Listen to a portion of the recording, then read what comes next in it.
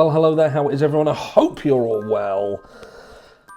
You're looking amazing, by the way. Absolutely amazing. And I hope you know that. I hope you know it. Anyway, we've got some serious meat and potatoes to talk to, as Bryan Kohbergers' aunt has speaked out. That's right, speaked out. What sort of English is that? She has spoken out, and only a few days after we was all talking, weren't we? We was all saying, why ain't Bryan Kohbergers' family speaking out? You know, well, not everybody, but a lot of people saying, well, if he's innocent, why ain't his family speaking out? Yada, yada, yada. And some of us said, well, what's going to happen when they speak out? And what we're going to see is exactly what happens when their family speaks out. Because they do, in my eyes, a little bit of a hatchet job on it. I'm going to read you some bits and pieces. So this is from one of the glorious mainstream news articles. Idaho murder suspect Bryan Kohbergers' aunt says she believes he will be found guilty at trial, and his family is trying to distance themselves from the horrifying case. Trying to distance themselves from... No, they're probably trying to distance themselves from media, not from the case itself. Well, you're not going to want to go balls deep into the case, are you? What can they do? It is what it is.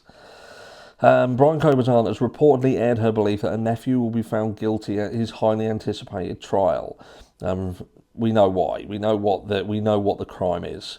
The declaration provided to the US Sun comes 9 months after Kohbergers' defence attorney waived his right to a speedy trial, cancelling his previous planned trial date of October 2nd. It goes on to say that obviously this trial isn't going to happen this year. It's going to be next year at the absolute earliest.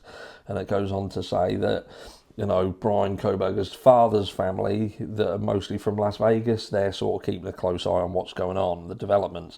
The tabloid recently travelled to the city to speak with those relatives, successfully finding one who wished to remain anonymous, but expressed doubt over the 28-year-old's innocence. Speaking to the publication, the woman described how she has struggled to watch the news of late, citing her increased belief Kohberger committed the murders.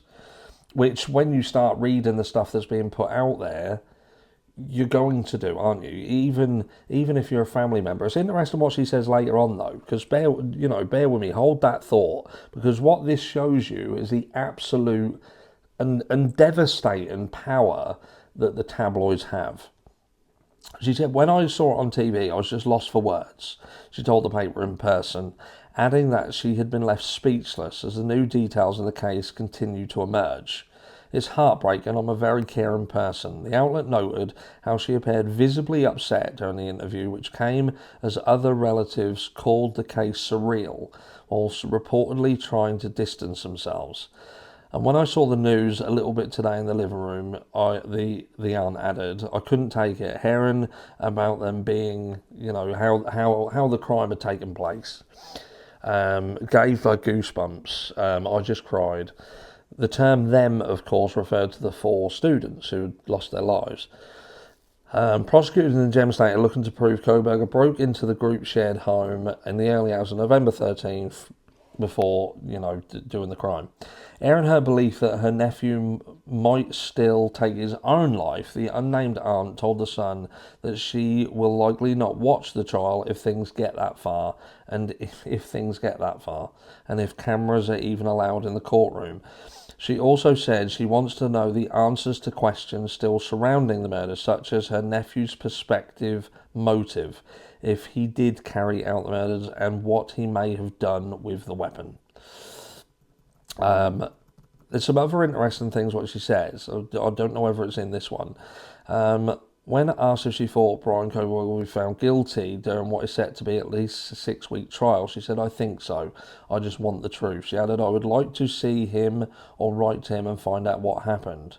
Kohberger, meanwhile, has maintained his innocence in the case, and due to a sprawling gag order, few details have emerged. The aunt, however, provided insight into his life before the killing, describing the suspect killer as humble and quiet. She recalled, I didn't see any violence in him. So let's just pin our ears back here, because what she is turning around and saying here is, from an aunt's perspective, before all this, she describes him as humble and quiet and not seeing any violence in him. She then does turn around and say, before mentioning some odd behaviour she noticed on his part in recent years, She, after having migrated from the East Coast while Kohbergers' parents, Michael and Marianne, and his 3 siblings remained in Pennsylvania, confided, "I flew Bryan and his family out here a few times. Once I told Bryan I would show him around Vegas," she went on, "but the odd thing was he stayed in the house." She proceeded to tell the paper how she believed her nephew's behaviour was a result of drugs he may have been taking at the time, as well as a lot of drama going on between the family, which she said cannot be revealed for legal reasons.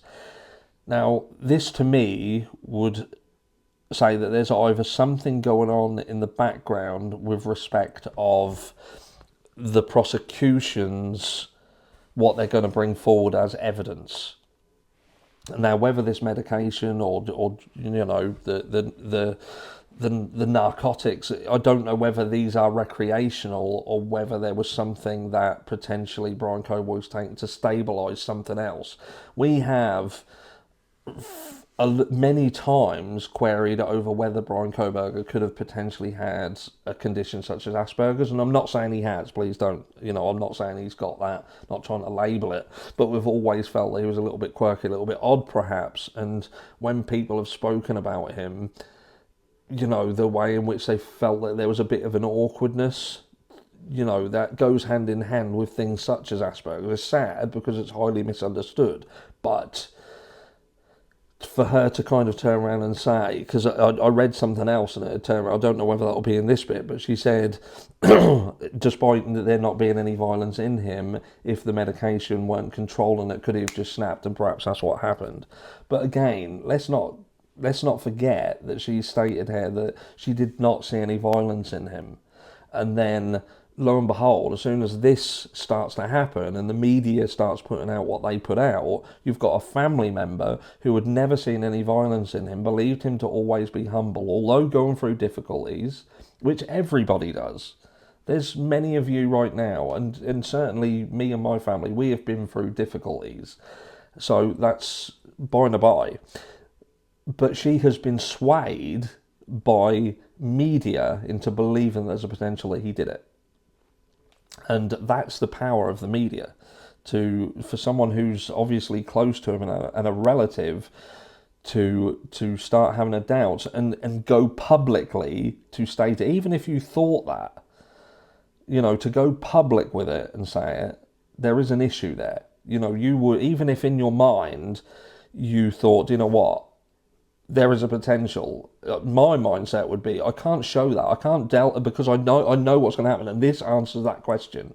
Why do families not speak to the media? And what happens when they do? And this is exactly what happens when they do. They'll say something that they shouldn't say, and the media jumps all over it. And that's what's happened here. But to say that there was a lot of drama going on between the family, which she said we cannot reveal for legal reasons. So I do wonder whether this is something that's going to be brought up during the trial.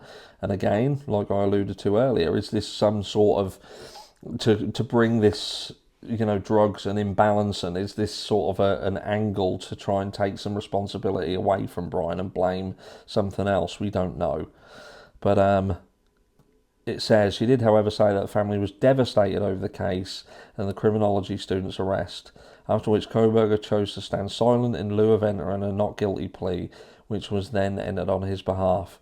Also elaborated on Kohberger's currently shrouded childhood, during which the woman said the then teen was noticeably shy and troubled. But we know that he went through some bullying, and what sort of teenager isn't troubled? Most teenagers feel that the world is coming to an end. Or Greta Thunberg. She also said that at the time the suspect suffered from depression to the point where he was allegedly put on medication. So that answers that question. So we're talking about the fact that the medication was with respect of depression, though she admitted she did not know if that was entirely true or what he had been on. She quickly added, but if you're not on the right medication, you can be triggered. I think he may have snapped. And this is why a family member shouldn't speak out to the media. When asked why he was depressed, she said, "I don't have an answer, and I guarantee he had a wonderful childhood." She continued, "Michael, his dad, is a wonderful man. He was a janitor, and his wife is a beautiful woman. She's a teacher, and they worked at the same school."